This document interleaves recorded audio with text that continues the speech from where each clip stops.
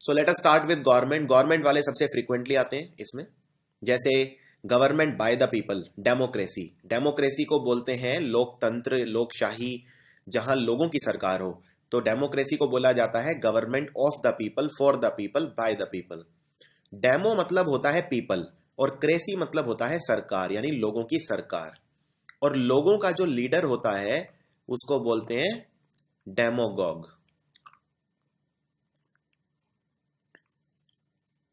Demagogue.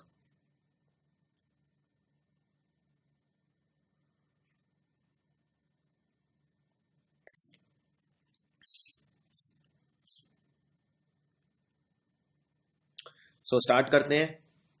सबसे पहले question सरकार के ऊपर बहुत फ्रीक्वेंटली आते हैं, गवर्नमेंट की। गवर्नमेंट किस तरह की होती है, क्या नाम होता है। जैसे गवर्नमेंट बाय द पीपल को बोलते हैं डेमोक्रेसी। डेमोक्रेसी मतलब लोकतंत्र, लोकसत्ता, लोकशाही, कई नाम है। लोकतंत्र सबसे कॉमन नेम है। लोकतंत्र में डेमो, डेमो मतलब होता है लोग, और क्रेसी मतलब होता है सरकार। तो लोगों की सरकार, of the people, for the people, bye the people. और डेमो वर्ड अगर मैं लिखूं डेमागॉग, इसका मतलब होता है लीडर, यानी पीपल का leader, that is demagogue. So democracy is government by the people. इसी तरह अगर गवर्नमेंट बाय अ किंग और a queen, that is called a monarchy. In fact आज भी बहुत सारे देशों में government is by a king और a queen, it is called a monarchy. And monarchy basically means a ruler, like a king or a queen. Monarchy. Now government by the officials is bureaucracy.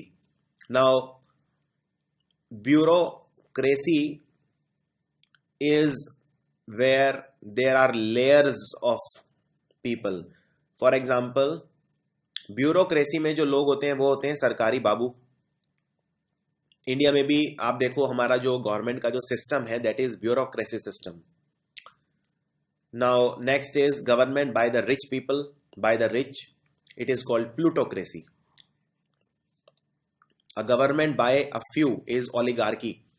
Oligo word जहां भी आपको मिलेगा उसका मतलब समझ जाना कम। जैसे फॉर एग्जांपल अगर मैं आपको बोलूं ओलिगोपोली, ओलिगोपोली मतलब वो इकोनॉमिक सेक्टर या वो मार्केट जहां पे बहुत कम प्लेयर्स होते हैं, जहां पे बहुत कम लोग पार्टिसिपेट करते हैं, दैट इज ओलिगोपोलिस्टिक मार्केट। इसी तरह ओलिगार्की मतलब government by few people. A government by the nobles is called aristocracy. Nobles कौन होते हैं? नोबल्स को बोलते हैं एरिस्टोक्रेट। एरिस्टोक्रेट मतलब a person of noble birth. या तो ये पर्सन कोई बहुत रिच हो सकता है, या हो सकता है किसी रॉयल फैमिली में इसने जन्म लिया हो, उसको बोलते हैं Nobel. Now, a government by one is called autocracy and a person is called autocrat. Rule by the mob is called mobocracy. Mob होता है भीड़, गुस्साई हुई भीड़, या कोई ऐसी भीड़ जो कोई रेवोल्यूशन करना चाह रही है, या कोई रिबेल जिसको बोलते हैं, उसको बोला जाता है मॉब। और मॉब के द्वारा सरकार, मोबोक्रेसी। ये मोबोक्रेसी भी आप कई सारे कंट्रीज में देख सकते हैं, जैसे इजिप्ट। इजिप्ट में जब होस्नी मुबारक को हटाया भीड़ ने, तो वो एक तरह की मोबोक्रेसी उसे कहा जा सकता है। अब बात करते हैं, तीन ये वर्ड बहुत इंपॉर्टेंट हैं जो हम गॉड के लिए यूज करते हैं: omnipotent, omni present and omniscient. Now omnipotent, ये ओमनी मतलब क्या होता है पहले ये समझ लेते हैं। ओमनी मतलब होता है ऑल, यानी सर्व, सर्व। तो ओमनीपोटेंट यानी सर्वशक्तिमान, जो सब कुछ कर सकता है। पोटेंट वर्ड बना पोटेंसी से, और पोटेंसी मतलब होता है एबिलिटी। तो जिसकी एबिलिटी में सब कुछ है, जो सब कुछ कर सकता है, वो है ओमनीपोटेंट यानी गॉड। तो ये शब्द, तीनों के तीनों शब्द हम गॉड के लिए यूज करते हैं। One who is present everywhere, जो हर जगह प्रेजेंट है, उसको बोलते हैं ओमनी प्रेजेंट। ओमनी प्रेजेंट के लिए एक बहुत अच्छा शब्द और भी है, यूबिक्विटस। यूबिक्विटस का मतलब भी वही है, जो हर जगह प्रेजेंट हो। जैसे हवा, हवा यूबिक्विटस है। वन हु नोज एवरीथिंग, जो सब कुछ जानता है, ज्ञानी है, वो है ओमनीसिएंट। नाउ इसमें जो वर्ड रूट है वो है साई। साई मतलब टू नो। जो इटाइमोलॉजिकल वर्ड रूट है that is sci means to know, so omni मतलब all, so the one who knows all is omniscient. उसके अलावा वो पर्सन जो किसी भी चीज में विश्वास कर ले जल्दी से, उसको बोलते हैं क्रेड्यूलस। ये क्रेडुलस शब्द कहां से आया देखते हैं। शब्द होता है अंग्रेजी में क्रेडो। क्रेडो का मतलब होता है बिलीफ, बिलीफ मतलब विश्वास। तो अगर कोई क्रेडो आसानी से कर ले तो बन गया क्रेडुलस, और अगर कोई ना माने तो वो हो गया इनक्रेडुलस। इनक्रेडुलस जो कुछ ना माने, और अगर कोई चीज मानने योग्य है यानी वो है क्रेडिबल, और अगर कोई चीज मानने लायक नहीं है तो वो है इनक्रेडिबल। तो एक ही वर्ड रूट से आप बहुत सारे शब्द बना सकते हो। अगर किसी पर्सन की विश्वसनीयता है यानी वो क्रेडिबल है, यानी उसकी क्रेडिबिलिटी बहुत अच्छी है। नाउ किसी चीज को पाने के लिए लगातार प्रयास करना, उसको बोलते हैं परसेवरेंस। इनफैक्ट एक विक्टर हुगो बहुत माने हुए लेखक हुए हैं, उनकी एक लाइन है, victory belongs to the most perseverant, means जो लगातार प्रयास करता है सफलता उसी के कदम चूमती है। आगे देखते हैं, जो पर्सन कॉइन्स इकट्ठे करता है वो है नुमिस्मेटिस्ट। ये का क्वेश्चन कम से कम 10 से 15 बार रिपीट हो चुका है, इसको जरूर याद रखना। जो पर्सन कॉइन्स इकट्ठे करता है उसको बोलते हैं नुमिस्मेटिस्ट, और जो स्टैम्प इकट्ठे करता है वो है फिलेटेलिस्ट। ये दोनों ही एक बेसिकली कल्चर को स्टडी करने के तरीके हैं। कंक्लूडिंग पार्ट या किसी बुक की जो शॉर्ट समरी होती है आप उसे बोल सकते हो एपिलॉग। जनरली आप जब कोई किताब खरीदते हो, कोई नॉवल जब खरीदते हो, तो नॉवल के सबसे पीछे आप देखोगे, अगर सबसे पीछे वाला पेज देखोगे तो उस पर उसकी एक छोटी सी समरी लिखी रहती है, जिससे खरीदने वाले को पता चल जाए कि वो नॉवल किस बारे में है। उसको बोलते हैं एपिलॉग। नाउ उस पर्सन को क्या बोलते हैं जो छुप के दूसरों की बातें सुनता है, उसको बोलते हैं eaves dropper. This is an important word, so don't confuse it with eve teaser, which means a person who assaults or harasses women. इसके अलावा फोबियाज भी बहुत ही फ्रीक्वेंटली पूछे जाते हैं। देखिए फोबिया मतलब क्या होता है। फोबिया मतलब होता है डर, किसी चीज से डर मतलब फोबिया, और किसी चीज के प्रति आकर्षण यानी फिलिया। फॉर एग्जाम्पल जू मतलब जानवर, तो जानवरों की स्टडी को बोलते हैं जूलॉजी। तो अगर मैं आपको बोलूं जू फोबिया यानी जानवरों से डर, और जो जानवरों से प्यार करता है that is called zoophilia. So similarly philia मतलब फिल मतलब अट्रैक्शन, फोब मतलब डर, तो फोब से वर्ड बना फोबिया, फिल से बना फिलिया। अब ये मैं दुनिया में जो 10-15 सबसे कॉमन डर हैं उनके मैं एग्जांपल देता हूं। जैसे स्पाइडर, लगभग 46% वुमेन दुनिया में और 12% मैन मकड़ी से डरते हैं, उसको बोलते हैं अरेक्नोफोबिया, अरेक्नोफोबिया। इसी तरह सांप से डर बहुत कॉमन है, ओफिडियोफोबिया। सांप को सरपेंट भी बोला जाता है, ओफिडियोफोबिया। एक्रोफोबिया यानी ऊंचाई से डर, बहुत ही कॉमन डर है ये, 5% लोग दुनिया में ऊंचाई से डरते हैं लगभग। सो एक्रोफोबिया यानी फियर ऑफ हाई ऑल्टीट्यूड्स या हाइट। अगोराफोबिया मतलब खुली जगह की डर या क्राउडेड स्पेसेस का डर, जिसको अगोराफोबिया होता है जनरली वो घर से बाहर ही नहीं निकलता। इसी तरह डॉग से डर साइनोफोबिया। लाइटनिंग बिजली चमकती है, तूफान थंडर, उससे डर लगता है तो एस्ट्राफोबिया। वैसे इसके और भी नाम है लेकिन आप सिर्फ एस्ट्राफोबिया से काम चला सकते हैं। क्लोस्ट्रोफोबिया, देखिए ये एक बहुत कॉमन डर है। क्लोस्ट्रोफोबिया होता है fear of small spaces. Small spaces क्या, जैसे मान लीजिए लिफ्ट, वो एक बहुत छोटी जगह है, संकीर्ण जगह है, तो ये पर्सन हमेशा ऐसी जगहों में जाने से डरेगा, जैसे छोटे कमरों में, लिफ्ट में, क्लोज स्पेसेस में। That is claustrophobia. यानी क्लोस्ट्रोफोबिया अगोराफोबिया का एकदम उल्टा है, क्योंकि अगोराफोबिया होता है फियर ऑफ ओपन स्पेसेस और क्लोस्ट्रोफोबिया है fear of close spaces. So they are antonyms of each other.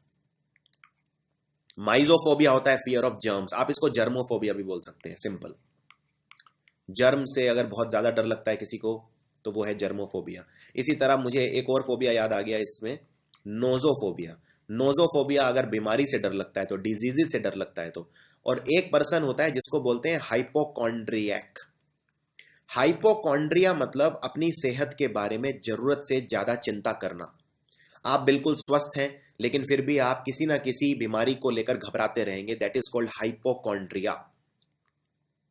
इसी तरह विमान से उड़ने का डर, which is aerophobia, fear of flying. Now एक पर्सन जो दूसरे कंट्री में जाता है उसको बोलते हैं एमिग्रेंट, और अगर कोई दूसरे कंट्री का पर्सन हमारे देश में आता है वो है इमिग्रेंट। जैसे लाखों बांग्लादेश के जो लोग हैं वो जब बांग्लादेश और पाकिस्तान का युद्ध हुआ तो उस वक्त वो भारत में आ गए, यानी वो सारे हैं इमिग्रेंट्स।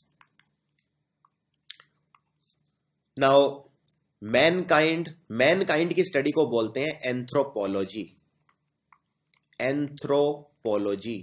और मिस एंथ्रोप, देखिए अब इसमें इसको पहचान कैसे करें। मिस एंथ्रोप मतलब क्या होता है? मिस मतलब नेगेटिव, कोई नेगेटिव वर्ड है। अगर अंग्रेजी में किसी शब्द के आगे मिस लगे या DYS डिस लगे या DIS डिस लगे या MAL मैल, मतलब सारे नेगेटिव वर्ड है। फॉर एग्जाम्पल मिस से जैसे मिसअंडरस्टैंडिंग, मिसमैनेजमेंट, डिस से जैसे डिसफंक्शनल, मैल से जैसे मेल न्यूट्रिशन, तो मेलाफाइड।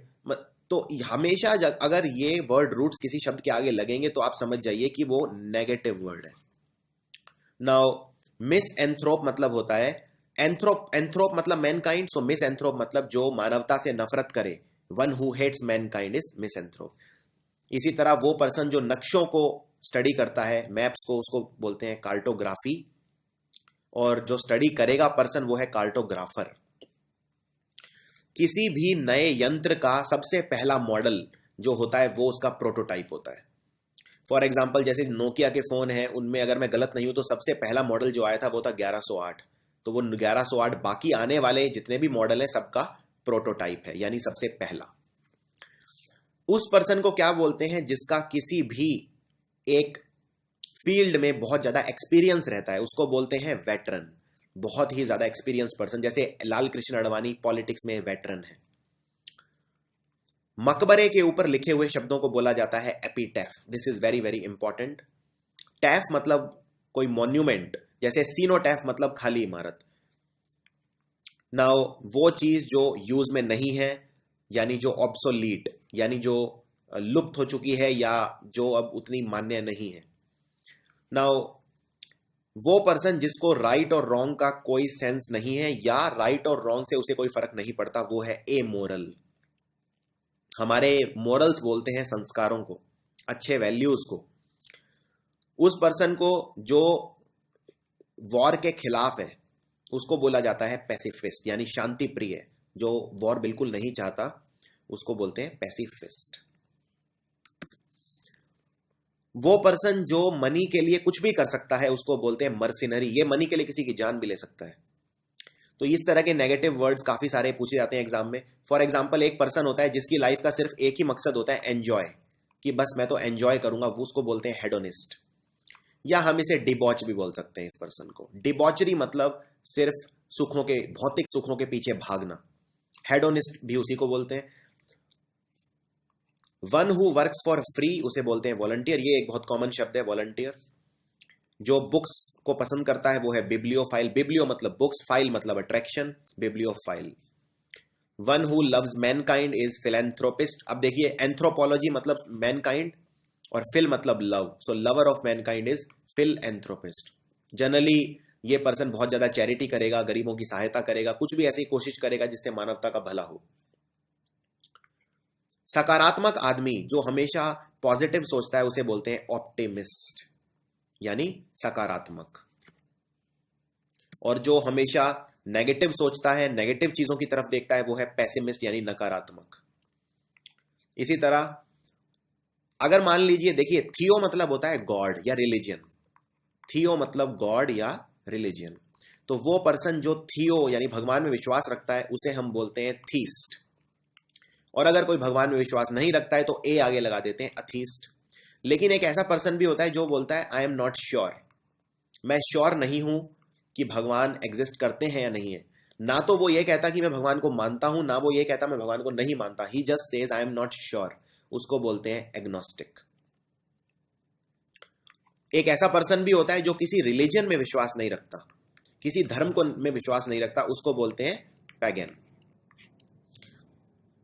इसी तरह एक ऐसा पर्सन जो कहता कुछ और है और करता कुछ और है, यानी अपने आप को ऐसे दिखाता है जो असली में वो नहीं है, उसको बोलते हैं hypocrite. Now a person who is incapable of being tired जो जिसको कभी थकान नहीं होती वो है इनडिफेटिगेबल, जिसको थकाया नहीं जा सकता। Now a person who is out to subvert a government is anarchist. Anarchy क्या होता है ये समझते हैं, ये शब्द कहां से आया। देखिए एनार्की, एनार्की में आर्क मतलब क्या होता है। देखिए आर्क मतलब होता है हेड। तो फॉर एग्जाम्पल अगर परिवार में मेल हेड है तो वो है पैट्रियार्क, और अगर परिवार में मान लीजिए कोई वुमेन है जो हेड है तो वो है मैट्रियार्क। तो अगर मैं इंडिया की बात करूं या देश में या दुनिया में ज्यादातर देशों की बात करूं तो वहां पर जो सोसाइटी है वो पैट्रियार्कल सोसाइटी है, यानी मेल डोमिनेटेड सोसाइटी है। अब अगर मैं आपको बोलूं कि कहीं पर हेड नहीं है तो वो हो गया एनआर्क। किसी के आगे ए एन लगा देते हैं, एन मतलब उल्टा, तो एनआर्क मतलब जब कोई हेड यानी कोई सरकार नहीं हो, और जब कोई सरकार नहीं होगी तो ये बन जाएगा एनार्की। तो चारों तरफ जब कोई सरकार नहीं होगी, कोई डिसिप्लिन नहीं होगा, इसको पेंडेमोनियम भी बोल सकते हैं, हर तरफ अफरा तफरी का माहौल रहेगा। और वो पर्सन जो किसी गवर्नमेंट को धराशायी करने पर उतारू हो जाए, गवर्नमेंट को डिस्ट्रॉय करने पर उतारू हो जाए, उसे बोलते हैं anarchist. Now a person who is recovering from an illness is convalescent. A person who is very powerful, now these three words we have already seen. A person who is easily deceived, जिसे आसानी से बेवकूफ बनाया जा सकता है, वो है gullible. This is very important. And person who does not make mistakes is infallible. Infallible means a person who never makes mistakes. Let's take a look at some other important words. A very private room, एक बहुत ही private कमरा, उसे बोलते हैं sanctum सैंक्टोरम। For example अगर आप मान लीजिए किसी लेटर से आप किसी मस्जिद में जाते हैं या किसी मंदिर में जाते हैं, तो वहां पे एक बाहर जनरली एक हॉल होता है जहां पर कोई भी बैठ सकता है, और अंदर एक वो कमरा होता है जहां पर भगवान की मूर्ति रखी होती है, यहाँ जहाँ मजार होती है, जहां पर बहुत कम लोग जा सकते हैं। जैसे फॉर एग्जाम्पल अगर आप ख्वाजा जी मोइनुद्दीन चिश्ती की दरगाह में जाएंगे तो सबसे जो अंदर का कमरा है वहां पे बहुत कम लोग जा सकते हैं, तो उसको बोलेंगे एक बहुत ही प्राइवेट कमरा, यानी sanctum sanctorum. Now killing one's father is patricide. देखिए साइड मतलब होता है किल। अगर आप खुद को मारते हैं तो सुएसाइड, अगर आप वाइफ को मारते हैं तो उग्जोरिसाइड। इसी तरह फादर की किलिंग पैट्रिसाइड, मदर की किलिंग मैट्रिसाइड, ब्रदर की किलिंग फ्रैट्रिसाइड, सिस्टर की killing is sororicide, etcetera etcetera. Now अगर कोई अपने आप से बातें करे, अपने आप को स्पीच दे, तो उसे बोलते हैं सोलिलोक्वाई। ये शब्द बना है लॉक से, LOQ लॉक। लॉक मतलब होता है बात करना, तो जो बातूनी है उसे बोलते हैं लोक्वेशियस या गैरुलस भी बोल सकते हैं। इसी तरह separation from other people to avoid infection is quarantine. Quarantine मतलब दूसरों से अलग कर देना। फॉर एग्जाम्पल अगर अफ्रीका से कोई पर्सन आता है, अब आप जानते हैं अफ्रीका में ईबोला वायरस बहुत फैल रहा था इस साल के शुरू में, तो क्या हम उसे एयरपोर्ट से सीधे आने देंगे? हम पहले उसको अकेले कमरे में ले जाएंगे, वहां पर उसके टेस्ट करेंगे, यानी हम बाकी पर्सन से उसे क्वारंटाइन करेंगे, अलग करेंगे। So separation from other people is quarantine. Now an imaginary ideal world is called utopia. Utopia मतलब दुनिया में सब कुछ अच्छा है, सब एक आइडियल इमेजिनरी वर्ल्ड जहां पर सब कुछ अच्छा है उसको बोलते हैं यूटोपिया, और जहां सब कुछ खराब है उसे बोलते हैं डिस्टोपिया। मैं बता चुका हूं डिस मतलब negative. So dystopia is an again an imaginary world. A thing kept in memory of an event is called souvenir. Souvenir is something that is kept in memory of an event. For example अगर आप America जाते हैं तो आप America से आते वक्त सोचते हैं कि मैं यहां से कुछ खरीद लेता हूं, मुझे याद रहेगा कि मैं अमेरिका आया था, so that is called a souvenir. Again a very very common word. Now let us take a look at some of the people characteristics. वो लड़की जो बहुत ज्यादा फ्लर्ट करती है, she is called a coquette. Now look, all of these words are based on some stories और some Greek mythology, so will not delve too much deeper into them. हम बहुत डीप में नहीं जाएंगे, ये इनके पीछे बहुत कहानियां हैं ग्रीक माइथोलॉजी की या किसी भी माइथोलॉजी की। वो वुमेन जो मैन को ल्योर करती है, लुभाती है अपनी तरफ उन्हें डिस्ट्रॉय करने के लिए, she is called a Circe. In fact ये भी एक ग्रीक गॉडेस के ऊपर बेस्ड है। एक बहुत ही टॉल मस्कुलर, बहुत ही ताकतवर महिला जनरली ये महिला वॉरियर किस्म की है तो उसको बोलते हैं अमेजॉन। इसी तरह एक loud mouth turbulent kind of women, उसको बोला जाता है विरागो, यानी जो छोटी सी बात पर लड़ पड़े, जो हर बात पर अपनी चलाए, अपनी बात मनवाए दूसरों से, बहुत ही डोमिनेट करे। इसको इनफैक्ट हम टर्मागेंट भी बोल सकते हैं, टर्मागेंट। तो ये दोनों शब्द एग्जाम में रिपीट हो चुके हैं। ट्रेटर, ट्रेटर मतलब जो धोखा दे, अपने ही दोस्तों को धोखा दे लाभ उठाने के लिए, जैसे मीर जाफर या जयचंद जैसे लोग, उन्हें बोला जाता है जूडास।